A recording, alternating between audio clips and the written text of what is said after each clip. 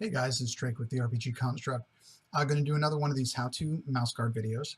And in this one, we're going to talk about traits and checks. Checks are one of the most important things in this game, and traits have a huge amount to do with those checks. So first, what is a trait? Like anything else, a trait is something that describes your character. In Mouseguard, you're allowed to have a bunch of them, especially when you first start, depending on what rank you are and stuff like that. You can get a few. And these traits can be used to help you, or they can be used to hurt you. Very simple. If you are, I don't know, if you're clever, if you have a clever trait, right? If you are trying to kind of manipulate someone or convince someone to do something, you can use that clever trait to get an extra die to roll. Okay, so it can help you. But it can also, for narrative and role-playing purposes, it can be used to hinder you as well. Maybe you're too clever for your own good. Maybe this guy's watching for that. You know, there's a lot of different ways that you can take a trait to go to the negative as well as the positive. And if you lose a die, right? If you lose a die and have this trait hinder you during the GM's turn, okay, when they're kind of testing you and doing all that stuff, then you will gain a check. And what checks are is basically currency for actions.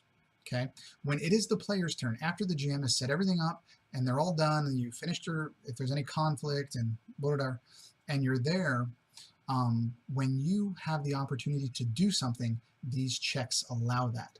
You can go on your own and follow your own mission or your own goal and do whatever you want. And you can, the more of those checks you have, the more things that you can do. Okay, so give you an example, something like there's an actual trait called fat, right? You can imagine that, a little fat mouse, right? That trait, let's say you're trying to fight somebody and you want to use your weight to your advantage. You're going to get a running start and just kind of try to bowl them over, right?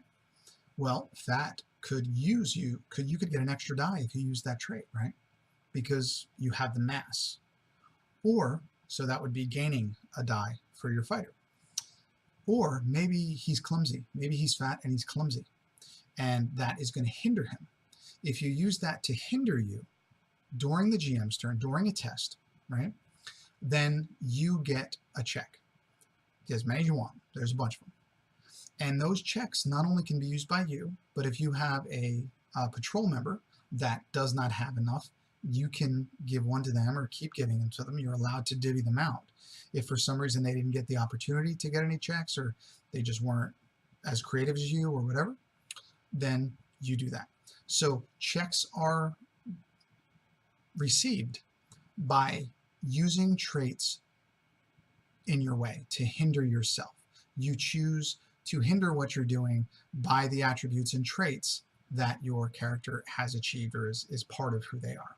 So it really helps as far as the narrative, because I mean, who always wants to succeed? That's just kind of boring. As far as it's like that guy that always rolls 20s when you're playing D&D and you're online. Yeah, like he always rolls the 20. Sure, he does. But you get what I'm saying. Role playing a trait in a negative way can be a lot more interesting. It's kind of like some of the best role plays I've ever seen in games are people that rolled ones. You know, those epic fails can just be so creative and interesting. So it just, you're not going to win all the time, and this gives you an opportunity. If you hinder yourself during the GM's turn, you have more opportunity to do things during the player's turn. So I hope that helps, guys, as far as checks and traits. These traits are really defining as to who your character is, and you're going to want, when you're creating your character, you really want to make sure that it's one that you can imagine going both ways. And most of them that are offered, you can do that, but it just really pushes your creativity and it's pretty cool. So use your trait to hinder you. You get a check. The more checks you have, the more stuff you can do later. Just think about it like that. It's basically action currency, guys. So I hope that explained it. It's just a simple 5-minute video here. But it was something that I was kind of struggling grasping when I was learning the system. So I hope that helps. Y'all have a great night.